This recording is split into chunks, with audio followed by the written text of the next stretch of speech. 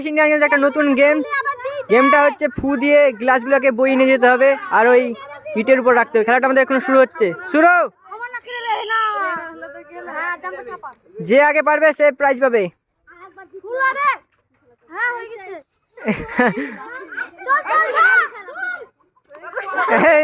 মুখে নাও মুখে নাও মুখে নাও।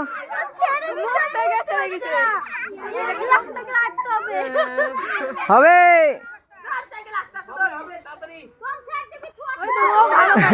খুব পাচ্ছে না।